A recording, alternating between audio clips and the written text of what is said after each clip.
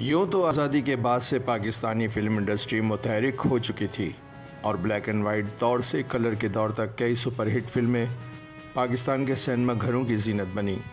मगर कुछ साल सूबाइयत की सोच ने इंडस्ट्री को नई सिमत धकेला और बादअज़ां इंडस्ट्री को तबाहाल कर दिया। मगर तब भी कुछ बेहतरीन काम करने वाले अच्छी सोच के हामिल लोग महाज पर डटे रहे और चंद एक अच्छी मेयारी अछूती मौजू पर फिल्में बनती रहीं। फ़िल्म खुदा के लिए, जिसे 2021 को रिलीज़ किया गया, दरअसल 9/11 के वाक़े के बाद पेश आने वाले हालात के बिगाड़ पर बनाई गई, जिन हालात और कर्ब से मुसलमानों बिलखुसूस पाकिस्तानियों को गुज़रना पड़ा। यहाँ मसला गैरों का नहीं, अपनों का भी था।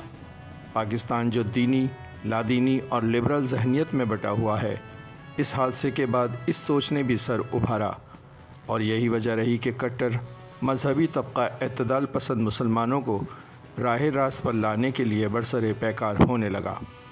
इस फिल्म में जहाद और इस्लाम में मौसीकी का मुकाम को भी मौज़ूआत का हिस्सा बनाकर तमाम तनाज़ात के जवाबात तलाश करने की कोशिश की गई, जो बहरहाल तारीफ़ व तनकीदों दोनों की ज़द में रही।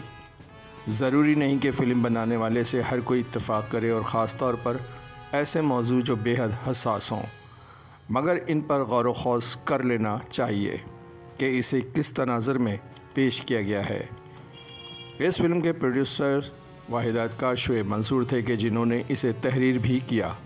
फ़िल्म की कहानी दो भाइयों सरमद और मंसूर से मुताल्लिक़ है, जो एक खुशहाल घराने से ताल्लुक़ रखते हैं। दोनों का म्यूज़िक से शग़फ़ है, जिसके लिए उन्होंने अपना एक बैंड बनाया हुआ था। उनका घराना एक एतदाल पसंद घराना था जो हंसी खुशी जी रहा था। फिर एक रोज़ सरमद का एक दोस्त शेरशाह, जो पहले उन्हीं की तरह लिबरल था, अब यकसर बदल चुका था, वही सरमद को एक आलम दीन, जिसे वो मुर्शिद कहते थे, के पास ले जाता है। यही मुर्शिद सरमद की जहनी साजी करते हुए इसे बताता है कि इस्लाम में मौसीकी किस तरह हराम है और अगर काफिरों को मुतासिर करना है तो हुलिये में इनसे मुख्तलिफ नज़र आना कितना ज़रूरी है। अब सरमद म्यूज़िक से वाबस्ता होकर भी मुर्शिद साहब का आवाज़ सुनकर उखड़ा उखड़ा रहने लगता है। मंसूर इसकी कैफियत को महसूस करते हुए उसे समझाता है, मगर सरमद की बेचैनी बढ़ती ही चली जाती है। शायद सरमद पर मुर्शिद के वाज़ों का असर हो रहा था। फिर एक रोज़ सरमद शो में जाने से इनकार कर देता है, जो मंसूर के लिए गुस्से का सबब बनता है, मगर बाप के समझाने पर वो चुप हो जाता है। वक्त गुज़रने के साथ साथ सरमद कट्टर मजहबी बनता चला जाता है। इस असना सरमद और मंसूर के चचा अपनी बेटी मैरी को लेकर अमेरिका से पाकिस्तान आ जाते हैं। वो चाहते हैं कि मैरी की शादी मंसूर से करा दी जाए।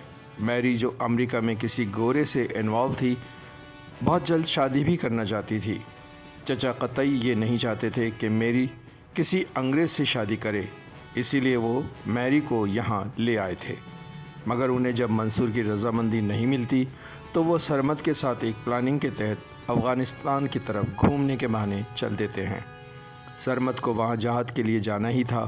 वो मुर्शिद से इस बारे में बात करता है तो मुर्शिद इसे बहुत बड़ा सवाब करार देते हुए बताते हैं कि किसी मुसलमान लड़की से जबरन शादी करना भी एक जहाद है, कि वो अगर किसी काफिर से शादी करने जा रही हो। सरमद मुर्शिद की बातों से मुतमईन हो जाता है। वहाँ सरमद और मैरी की जब जबरन शादी कर दी जाती है। सरमद जहाद करता है, मगर आहिस्ता आहिस्ता वो महसूस करता चला जाता है कि ये कैसा जहाद है जिसमें कलमा गो लोगों को ही मारा जा रहा है, और फिर वो समझ जाता है कि वो गलत था। और ये फ़िल्म कई अहम मोड़ और कई अहम कहानियाँ बयान करती हुई अपने इख्तिताम तक पहुँचती है। कहानी में कुछ ऐसे पेचोखम थे जो आम फहम तो ना थे, मगर कुछ समझने वाले ज़रूर थे। ये फ़िल्म जो प्योरली ड्रामा फ़िल्म थी, इसे 20 जुलाई 2007 को पाकिस्तान के सिनेमाओं पर रिलीज़ किया गया, जबकि 14 अप्रैल 2008 को इसे इंडिया में रिलीज़ किया गया, जहां इसने इंतहा पसंद हिंदुओं की मुखालफत के बावजूद काफ़ी पजीराई हासिल की। 6 करोड़ के बजट से तैयार होने वाली इस फिल्म ने दुनिया भर से 15.6 करोड़ रुपए कमाए, जबकि पाकिस्तान की बॉक्स ऑफिस कलेक्शन अलग थी। 171 मिनट की इस फिल्म के प्रोड्यूसर अख्तर अब्बास थे, जबकि मौसीकी रोहिल हयात ने दी।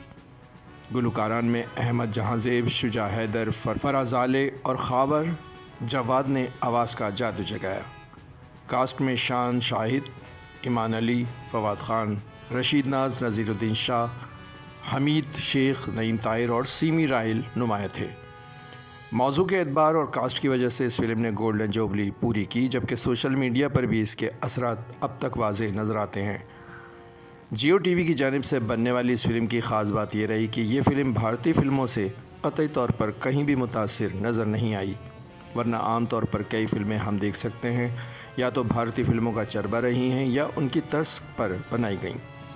ये फ़िल्म पाकिस्तान की अपनी शनाख्त के साथ पेश की गई, जो एक अच्छे रुझान को ज़ाहिर करता है। अब जबकि भारत ने फ़िल्मी दुनिया में सियासत को घसीटा है, इसे देखते हुए पाकिस्तान की फ़िल्मों को प्रमोट करना और अच्छी फ़िल्में बनाना लाजमी हो गया है।